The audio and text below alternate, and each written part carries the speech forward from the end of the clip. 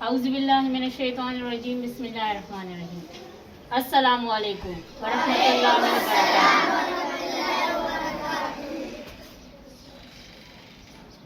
کلمتان خفیفتان فی اللسان ثقیلتان فی المیزان حبیبتان عند الرحمن سبحان اللہ وبحمدہ سبحان اللہ العظیم۔ دو کلمے ہیں، زبان پر بہت ہلکے ہیں، میزان میں بہت بھاری ہے، رب ذوالجلال کو بہت پسند ہے۔ فضیلت روزہ۔ رمضان المبارک بڑی عظمتوں، فضیلتوں، رحمتوں کے ساتھ سایہ فگن ہوتا ہے۔ اس ماہ نور کا ایک ایک لمحہ، ایک ایک گھڑی بڑی فضیلتوں اور عظمتوں والی ہے۔ اللہ تعالیٰ کی خاص رحمتیں اس مہینے کے لمحات میں اپنے بندوں پر برستی ہے۔ اس مہینے کا ایک ایک لمحہ امت محمدیہ کے لیے رحمتیں اور برکتیں لے کر آتا ہے۔ لیکن رمضان المبارک میں کچھ مخصوص عبادات ہے۔ ایک تو روٹین میں سارا سال فرض نماز ہے، سارا سال انسان کے ساتھ اللہ تعالیٰ کے احکامات کی پابندی ہے۔ رمضان المبارک کی کچھ خاص عبادات ہے، جیسے کہ رمضان میں پہلی عبادت روزہ رکھنا ہے۔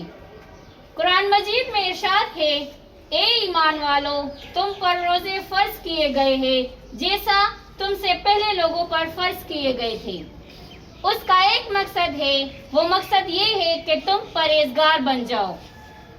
روزہ اللہ کی رضا کے لیے صبح سے شام تک کھانے پینے سے اور غلط کاموں سے اپنے آپ کو روکے رکھنا، اللہ تعالیٰ کے ہونے کے تصور کو پیدا کرنا، توحید باری تعالیٰ کے ذائقے کو اپنے دل میں محسوس کرنا، یعنی انسان گھر میں اکیلا ہے، اس کے پاس کھانے پینے کی ساری اشیاء موجود ہے، کوئی دیکھنے والا نہیں ہے، لیکن وہ اپنے آپ کو روکے رکھتا ہے، اس میں لذت توحید کو چکھتا ہے۔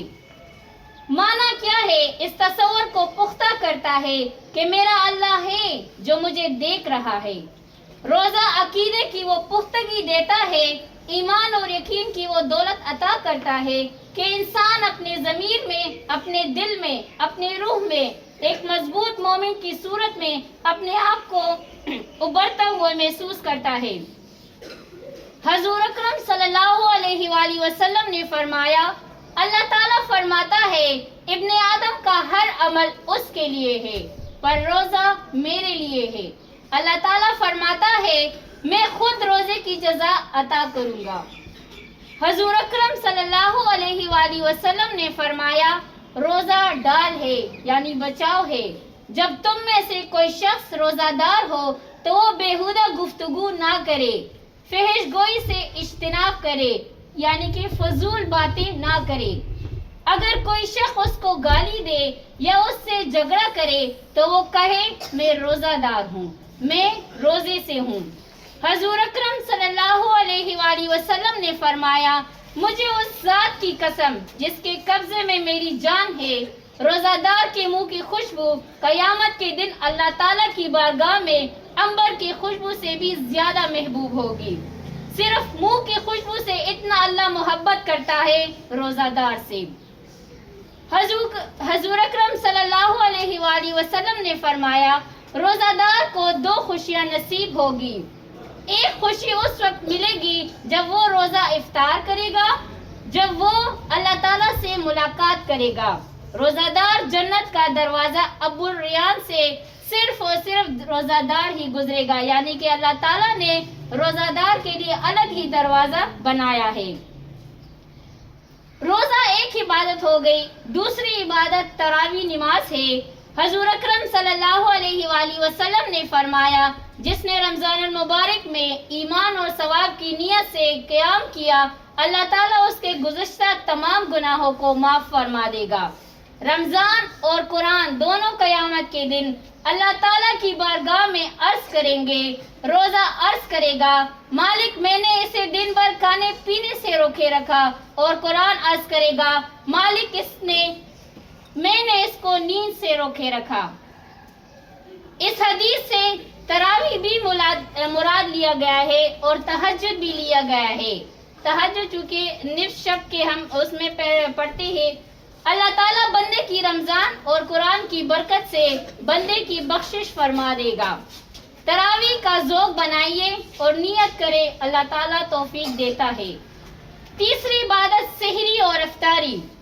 بہت سے لوگ آپ میں سے ایسے ہیں جو سحری نہیں کرتے، ان کے لیے یہ خاص بات ہے۔ اسلامی عبادات کی کسی مخصوص پوجا پاٹ کا نام نہیں ہے، اسلامی عبادات تو اللہ کا حکم ماننے کا نام ہے۔ اہل یہود سحری نہیں کیا کرتے تھے، ان کا تصور ہی نہیں تھا سحری کرنے کا، لیکن مسلمانوں کے ہاں سحری کی فضیلت یہ ہے کہ نبی اکرم صلی اللہ علیہ وآلہ وسلم نے فرمایا، ہمارے اور یہودیوں کے درمیان فرق ہی سحری کھانے کا ہے، اور نبی اکرم صلی اللہ علیہ وآلہ وسلم نے فرمایا، سحری کھایا کرو، سحری کھانے میں برکت ہے۔ سحری کھانے کا مطلب اللہ کی عبادت کرنا ہے۔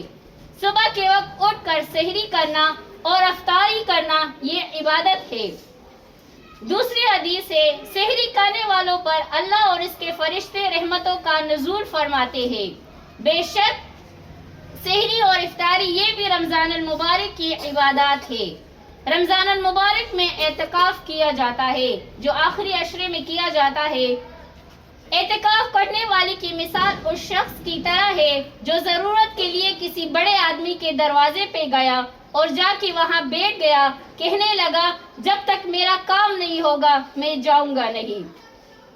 فرمایا گیا ہے کہ اعتکاف کرنے والا بھی بیٹھ گیا ہے اللہ تعالیٰ کے دروازے کرم پر کہ مالک جاؤں گا تب جب